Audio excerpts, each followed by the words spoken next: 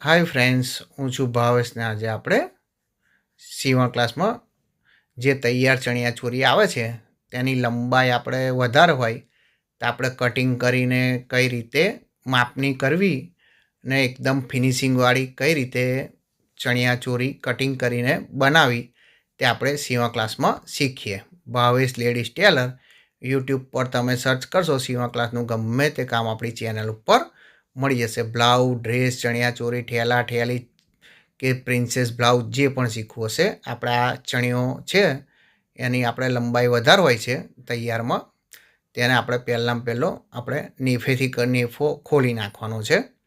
અહીં આગળ આપણે મૂસકું મારેલું હોય છે એટલે આપણે અહીંથી પહેલાં આ રીતે કાતરથી થોડું ખોલી નાખવાનું. પછી આપણે હાથ વતે આ રીતે આખું ગોળ ફરતામાં ખોલી નાખવાનું છે. એનો નેફો જે આવે છે એ જ ખોલવાનો છે, ખેંચવાનું નથી, ખાલી એકદમ પોલા હાથે ખોલી નાખવાનું આ રીતે. એટલે તમારે પરફેક્ટ એનું આગળ મૂસકું આવ્યું એટલે આપણે આ રીતે સેત કાતર મારીને ખોલી નાખીએ એટલે આપણા કમ્પ્લીટ થઈ ગયું. હવે આપણે એનો બીજો પાછળની સાઈડ સિલાઈ મારેલી હોય છે એને આપણે આ રીતે સેત ખેંચી લઈએ એટલે આપણા નેફો છૂટો થઈ ગયો. હવે આપણે એને અસ્તર પણ અંદરથી છૂટું પાડી દેવાનું છે. અહીં આગળ એની મય સાઈડ ઉપર ચેન આવે કે એ આવે એને બી આપણે આગળ ખોલીને એને પણ અસ્તર પણ છૂટું પાડી દેવાનું છે. એ તમને છૂટું પાડીને બતાવું.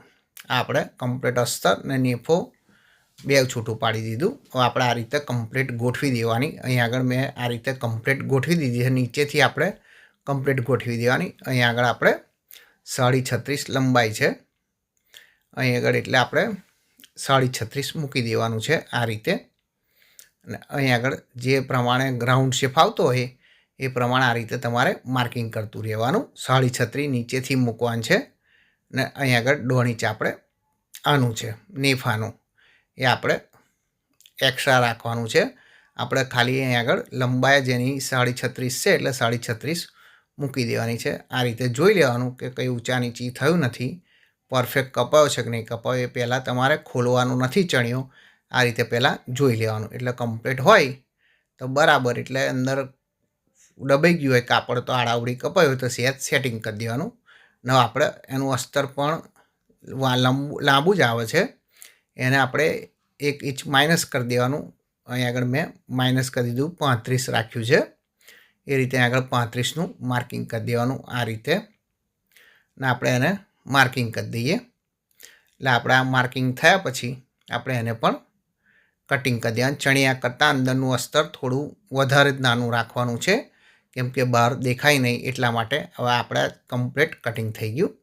આપણે બનાવતા શીખીએ. હવે પહેલું આપણે અહીં આગળ કમર હવે વધી ગઈ હશે કેમ કે આપણે કડીવાળો ચણ્યો છે એટલે કપાય એટલે એની કમર વધે.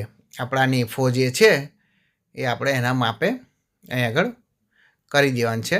નેફો આપણે અહીં આગળ 22નો છે એટલા માટે અહીં આગળ આપણે આ કમર મોટી થઈ ગઈ છે એટલે હવે આપણે અહીં આગળ બતાવી દઉં આટલી મોટી થઈ ગઈ છે.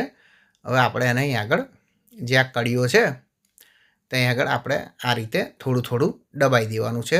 અહીંથી નીચેથી બહુ નીચે નથી ઉતારવાનું, ઉપર જ આપણે કડીને સિલાઈ જોડે જોઈન્ટ કરી દેવાનું ને પછી બહાર કાઢી લેવાનું. આ રીતે તમારે બધી કડીઓમાં થોડું થોડું દબાવવાનું છે. બહુ દબાવવાનું નથી, એકદમ મીડિયમ દબાવવાનું છે. સહેજ જ અડધા ઇંચ જેટલું દબાવવાનું. જે પ્રમાણે અંદર નેફો હોય ને તમારે જો કમર પણ માપની કરવી હોય તે પ્રમાણે જોઈને તમારે બેલ્ટ આપણે ઉપરનો જે નેફો આવે એ માપનો કરી દેવાનો ને આ પ્રમાણે તમારે ધીરે ધીરે દબાવતું રહેવાનું છે એટલે એનો એક જ માપ થઈ જાય. એને બહુ દબાવશો તો પછી તમારે કમર ઓછી થઈ જશે. આ રીતે આપણે આખામાં કરી દેવાનું છે. ને ચેનલ ઉપર નવા આવ્યા હોય તો ચેનલ સબસ્ક્રાઈબ કરી દેજો. ગુજરાતી સીવણ ક્લાસના વિડીયો આપણી ચેનલ ઉપર મળતો રહેશે ને દરેક જાતના વિડીયો આપણી ચેનલ ઉપર અવેલેબલ છે. ના મળે તો મને કોમેન્ટ કરજો તો તેની લિંક તમને મોકલી આપીશ. આ રીતે આપણે કમ્પ્લીટ બધા જ આપણે અહીં આગળ બધી જ કડીઓ કમ્પ્લીટ કરી દીધી. તમને બતાવવા જ માટે આ તમને ફૂલ વિડીયો બનાવીને મૂક્યો છે. હવે આપણા કમર માપની થઈ ગઈ, આપણા બેલ્ટના માપની બનાવી દીધી. હવે આપણે અસ્તરમાં એ જ પ્રોબ્લેમ હશે કે એની વધી ગઈ હશે, તો આપણે એને પણ બેલ્ટના માપે આ રીતે દબાઈ દેવાનું. એક સાઈડ તમારે દબાઈ દેવાનું છે, જે સાઈડ આપણે સિલાઈ આવે એ સાઈડ દબાઈ દેવાનું ને વધારાનું પછી આપણે કટિંગ કરી દેવાનું. હવે આપણે માપી જોઈએ, આપણે આને સેન્ટર કરી દેવાનું છે ને અહીં આગળ હવે આપણે મૂકીને માપી લઈએ. આપણા પરફેક્ટ છે કે નહીં એ પણ જોઈ લઈએ. અહીં આગળ થોડો હજુ બી વધારે છે, એટલે એને પણ આપણે આગળના ભાગથી થોડું કાપી લઈએ. આ રીતે આપણે એને પણ કટિંગ કરી દેવાનું છે, એટલે એના માપે કમ્પ્લીટ થઈ ગયું. આ નેફાના માપે અસ્તર પણ મેં બનાવી દીધું. હવે આપણે અસ્તર અહીં આગળ મૂકી દેવાનું નીચેની સાઈડ ને ઉપર આપણે ચણિયો હવે છતો મૂકવાનો છે આ રીતે. ને હવે આપણે એને ચાપનું સિલાઈ મારીને લગાવી દેવાનું છે. આ રીતે તમારે એને કમ્પ્લીટ આ રીતે લગાવવાનું છે. મને આ વિડીયો બનાવવામાં ઇન્ટરેસ્ટ જ નહોતો, પણ આપણે એક સબસ્ક્રાઈબરની કોમેન્ટ ઉપર જ આપણે આ સ્પેશિયલ વિડીયો બનાવ્યો છે એમના માટે જ. ને એમને વિડીયો આ મળી ગયો હોય તો કોમેન્ટમાં લખી આપજો. આ રીતે આપણે અહીં આગળ ચારે કોરા ફરતું આપણે અસ્તર આપણે જે ચણિયો છે અસ્તર જોડે જોઈન્ટ કરી દેવાનો છે. ત્યાર પછી આપણે નેફો લગાવીએ એ પણ તમને પરફેક્ટ રીત ને કમ્પ્લીટ ફિનિશિંગવાળું જ તમને શીખવાડીશ. આ રીતે તમારે ગોળ ફરતાનીમય આગળ આ રીતે અરખું કરતું રહેવાનું, કેમ કે ચણિયો આપણે ફિટ કરી દીધો સિલાઈ મારીને, એટલા માટે આપણે આનીમય આ રીતે થોડું ખેંચીને જ તમારે કરવું પડશે. આ આપણા કમ્પ્લીટ થઈ ગયો. અહીં આગળ હવે અસ્તર આપણે અંદરની સાઈડ ગાળી દેવાનું, એટલે આપણા તૈયાર થઈ ગયું. અહીં આગળ તમારે ચેન મૂકવા માટે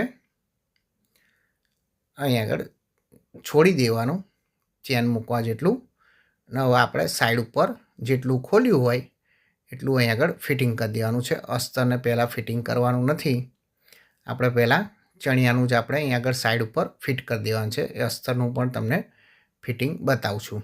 આ પહેલાં આપણે ચણિયો ફિટ કરી દીધો. હવે અસ્તર આપણે એની જોડે આ રીતે જોઈન્ટ મૂકી દેવાનું. અસ્તરને બે છૂટું રાખવાનું છે, એટલા માટે હવે અસ્તર ઉપર સેજ મશીન મારીને પછી આપણે ચણિયો છૂટો પાડી દેવાનો છે, એટલે અંદર એ પણ છૂટો થઈ જાય. અસ્તરને આપણે ચણિયો જુદો રાખવાનો. આપણે થઈ ગયું. હવે આપણે અહીં આગળ આપણે કાપ ઉઠતા હોય એ રીતે આગળ આ ધાર વારી દેવાની છે, કેમ કે આપણે ત્યાં આગળ ચેન મૂકવાની છે, એટલા માટે જે તૈયારમાં ચેન આવતી હોય એ રીતની આપણે પછી ચેન મૂકી દેવાની. આપણા કમ્પ્લીટ થઈ ગયું.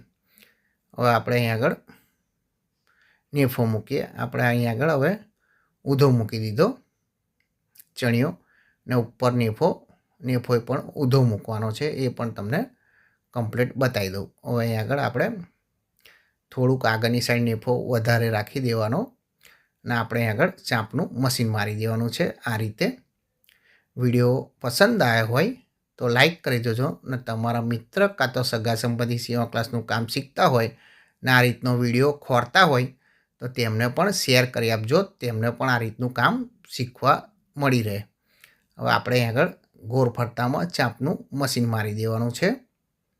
નેફો લગાવવાની એકદમ જ પરફેક્ટ રીત છે, તમને એકદમ ફિનિશિંગવાળો નેફો લગાવીને બતાવું.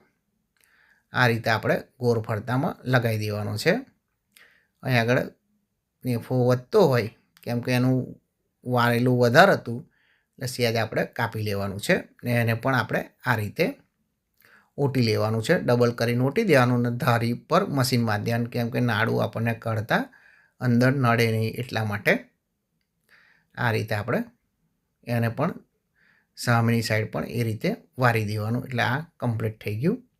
હવે આપણે અંદરની સાઈડથી હવે બહાર લાવી દેવાનો, ચણિયો છતો કરી દેવાનો અને ત્યાર પછી આપણે આ રીતે ડબલ વારીને આ રીતે નેફો લગાવી દેવાનો છે. એકદમ તમારે પરફેક્ટ એકદમ માપે માપ તમારે અહીં આગળ ચણિયો બનીને તૈયાર થઈ જશે. થોડી મહેનત થશે પણ એકદમ પરફેક્ટ રીતે બેસી જશે. તમે આના ગ્રાહકનું કરતા હોય તો તમે આના આરામથી 150 થી 200 રૂપિયા લઈ શકો છો. આ જ રીતે તમારે છે નહીં મહેનત કશી ને આ જ રીતે તમારે કટિંગ કરીને એકદમ ફિનિશિંગવાળો બની જાય. તમારે વારવાનો ઉપરથી વારો નીચેથી વારો એના કરતાં આ રીતે કટિંગ કરીને વારી દો. એકદમ ફિનિશિંગવાળો ને એકદમ સરસ દેખાશે. જે તૈયારમાં આવે એ જ રીતે તમારે કમ્પ્લીટ બનીને તૈયાર થઈ જશે. હવે એક નવા વિડીયો સાથે મળીશું. Thank you for watching.